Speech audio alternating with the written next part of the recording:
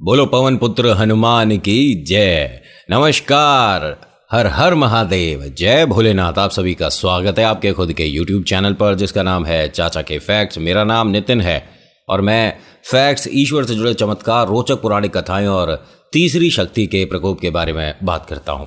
आज कुछ अलग तरीके से वीडियो प्रेजेंट हो रही है आपके सामने और आप आवाज़ से तो पहचान ही गए होगे कि मैं ही हूँ, तो जानते हो। तो आज मैं आपको एक कमाल के कुछ ऐसे फैक्ट्स, एक ऐसे रहस्य में सच और जिसे कहते हैं ना तथ्य बताने वाला हूं श्री बजरंग बली जी के बारे में, जो शायद बहुत सारे हनुमान भक्त भी नहीं जानते होंगे।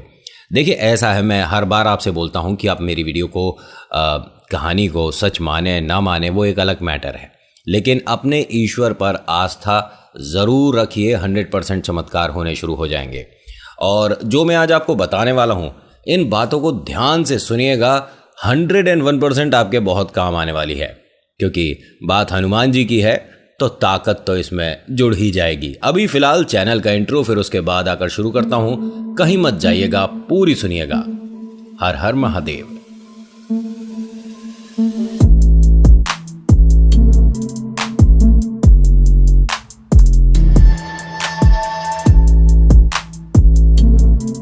वीडियो शुरू करने से पहले एक छोटी सी बात कि अगर पसंद आती है तो लाइक ज़रूर करिएगा, शेयर करिएगा, कमेंट में लिखिएगा जय श्री वीर बालाजी महाराज और आपका नाम आपकी जगह। देखिए, सनातन परंपरा में हनुमान जी को शक्ति का पुंज माना जाता है, या ये कह सकते हैं कि हनुमान जी को एकमात्र ऐसे शक्तिशाली देव माना जाता है कि जिनके आगे बड़े बड़े या दुनिया के सारे भूत प्रेत और नकारात्मक ऊर्जा सब धरी की धरी रह जाती है। भगवान शिव का अवतार माने जाने वाले बजरंगबली गुणों की खान है। युगों युगों से पृथ्वी पर मौजूद पवन पुत्र हनुमान जी के जीवन से जुड़े ऐसे रोचक तथ्य आपको बताने वाला हूं, जिसको सुनकर आप बहुत अच्छा महसूस करेंगे। सनातन परंपरा में हनुमान जी की साधना सभी संकटों से बाहर निकालने वाली मानी जाती है। मंगल मूर्ति, मारुति नंदन, पवन पुत्र, महावीर और बजरंगी आदि के नाम से जाने जाते हैं हमारे श्री हनुमान जी। और हाँ, हनुमान जी के लिए मंगलवार को साधना का दिन अत्यंत ही शुभ माना जाता है। मान्यता है कि मंगलवार के दिन अष्ट सिद्धि के दाता श्री हनुमान जी की साधना जो कोई श्रद्धा भाव से करता है, बजरंगबली उसके रोग, शोक और भय को दूर करते हुए सुख, संपत्ति और सौभाग्य का वरदान प्रदान करते हैं। अगर आपको कभी भी 1% भी मन में ये डर बैठ जाए ना कि इस स्थान पर कोई नकारात्मक ऊर्जा है, या आपकी और हमारी भाषा में बोला जाए तीसरी शक्ति भूत प्रेत आत्मा है, तो अगर आपने उस जगह बैठकर हनुमान चालीसा 7 बार कर दी तो उसे भागने की, छुपने की जगह नहीं मिलेगी। समझ रहे हैं ना मैं किसकी बात कर रहा हूँ? वही भूत प्रेत आत्मा, नकारात्मक ऊर्जा।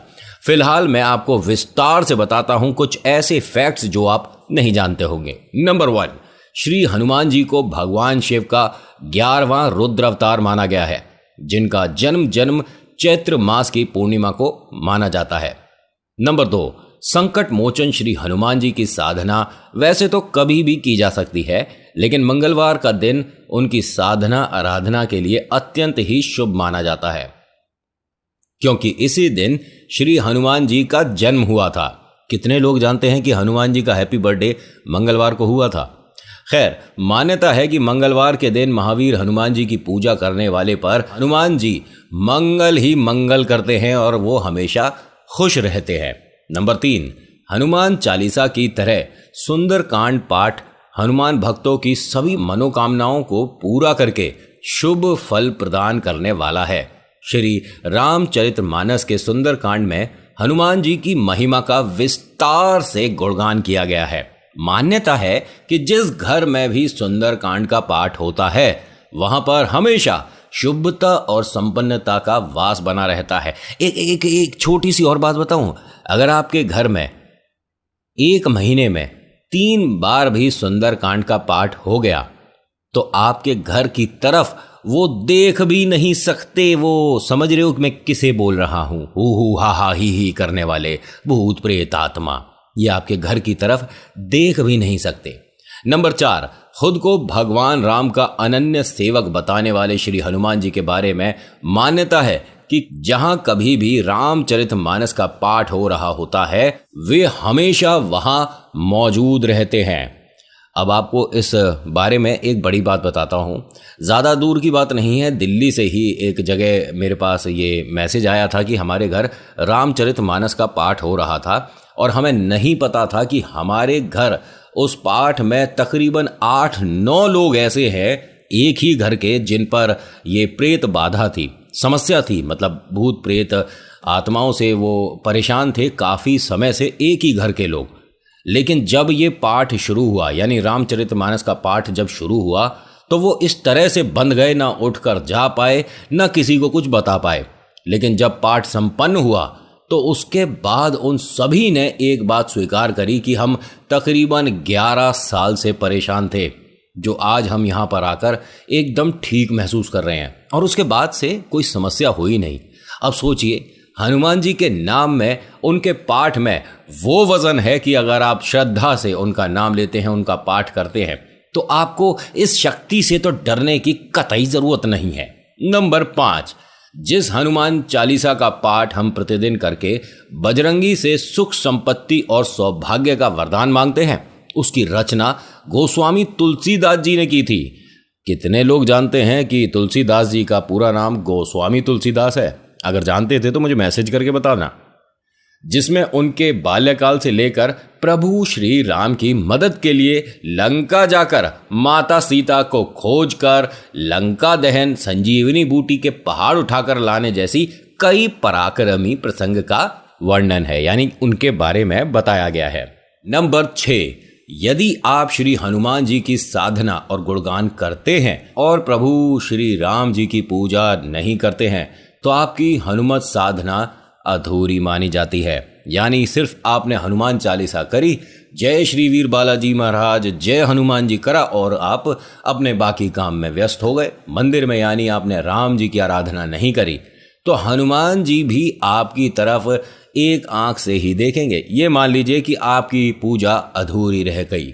हनुमत कृपा पाने के लिए आपको उनके स्वामी श्री राम जी के मंत्र का जाप करना अवश्य है, जिनका नाम सुनते ही मदद के लिए हनुमान जी दौड़े चले आते हैं। नंबर 7, मान्यता यह भी है कि हनुमान जी की सच्चे मन से भक्ति करने वाले साधक को किसी भी प्रकार के रोग, शोक या शत्रु का भय नहीं होता।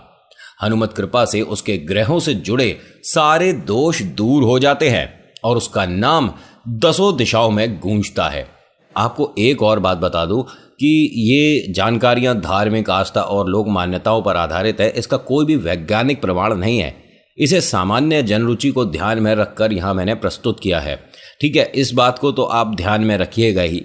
और एक और छोटी सी बात बता दूं कि बहुत सारे लोग ऐसे हैं जो कि बॉडी बिल्डिंग करते हैं, जिम करते हैं। आपको पता है उनके भी पहले गुरु श्री हनुमान जी हैं। यहाँ आपको एक और बात बताऊं, जितने भी हनुमान भक्त हैं वो इस बात को सुनकर गर्व महसूस करेंगे कि श्री हनुमान जी एकमात्र पूरी सेना में अकेले ऐसे थे जो कि रावण को महल समेत घर से उठाकर राम जी के चरणों में रख देते।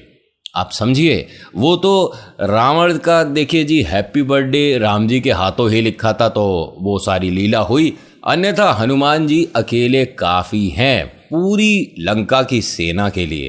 अब सोच लीजिए कि कितने शक्तिशाली हैं हमारे प्रभु। अच्छा, मैं यहाँ पे एक फैक्ट और बताता हूँ। आप जानते हैं कि हनुमान जी के कितने भाई थे? देखिए, मैं नई नई बातें लाता हूँ आपके लिए, और अगर आपको सच में पता था तो सच्ची सच्ची बताना। खैर, हनुमान जी के 5 सगे भाई थे।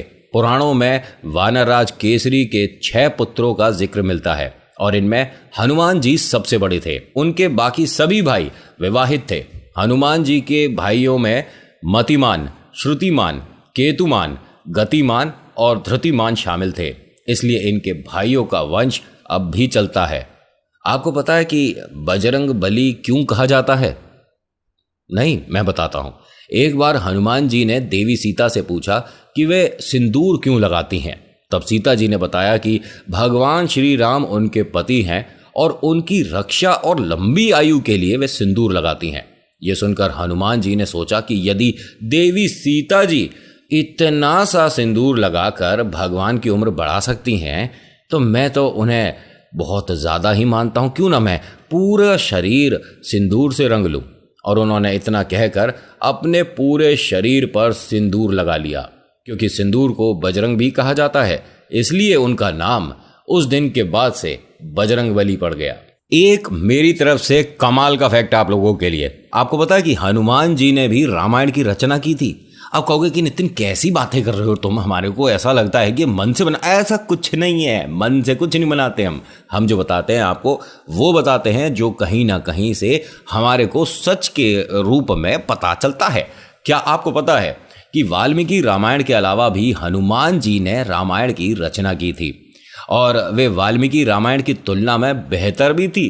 लंका विजय के बाद भगवान राम का राज्याभिषेक कराकर हनुमान जी हिमालय पर्वत पर चले गए और यहीं पर हिमालय के पहाड़ों पर अपने नाखूनों से उन्होंने भगवान श्री राम की कहानी लिखी। कथा के अनुसार जब महर्षि वाल्मीकि अपनी रचित रामायण को हनुमान जी को दिखाने गए तब उन्होंने दीवारों पर वर्णित रामायण देखा और इसे देखकर वे उदास हो गए, क्योंकि वे रामायण बहुत ही श्रेष्ठ थी। वे जानते थे कि उनकी रामायण का कोई वाचन नहीं करेगा, लेकिन जब हनुमान जी ने वाल्मीकि जी को देखा और उनकी उदासी को समझा तो उन्होंने तुरंत वो सारी लिखी रामायण मिटा दी। एक और कमाल का फैक्ट, हनुमान जी ने देवी सीता का उपहार नकार दिया था, नहीं जानते? भगवान राम के राज्याभिषेक के बाद देवी सीता ने अपने लोगों को सभी को उपहार दिया और हनुमान जी को एक मोती का हार उपहार में दिया। लेकिन हनुमान जी ने उस हार के हर एक मोती को तोड़कर उसमें भगवान राम की छवि को खोजने की कोशिश करी, यानी कि वो हर मोती में भगवान राम को देख रहे थे। और जब उन्हें किसी भी मोती में राम जी नहीं दिखे तो उन्होंने वो सारा हार वहीं की वहीं छोड़ दिया। ये देखकर सभी आश्चर्य में पड़ गए कि हनुमान जी ने इतना महंगा, इतना मोतियों का हार, जिसके लिए न जाने कितने लोग ये कहें कि भाई ये हार हमें दे दीजिए, गिफ्ट में हमें मिल जाए, लेकिन इन्होंने वो सारे मोती इधर उधर फेंक दिए। राम जी समझ गए कि ये क्या खोज रहे थे। वो उठे और हनुमान जी को गले लगा लिया। और ये वाली तस्वीर आपने बहुत बार देखी भी होगी, जिसमें प्रभु राम और हमारे श्री हनुमान जी गले मिलते हुए दिखाई दिए हैं। ये उसी वक्त की फ़ोटो बताई जाती है। तो आज की वीडियो में इतना ही। आज की वीडियो आपको कैसी लगी मुझे बताइएगा ज़रूर। अच्छी लगी तो लाइक करिए, शेयर करिए, कमेंट में लिखिएगा आपका नाम, आपकी जगह, लेकिन उससे पहले जय वीर बजरंगबली, जय श्री राम। ठीक है, फिर उसके बाद आप जो कमेंट करना चाहते हैं, जो लिखना चाहते हैं वो लिख सकते हैं। मैं हर मैसेज को देखता पढ़ता हूँ, कोशिश करता हूँ कि रिप्लाई भी हो। So thank you so much for watching. मेरा नाम नितिन है। मुलाकात करूँगा आपसे एक अगली वीडियो में। हर हर महादेव, जय भोलेनाथ, धन्यवाद।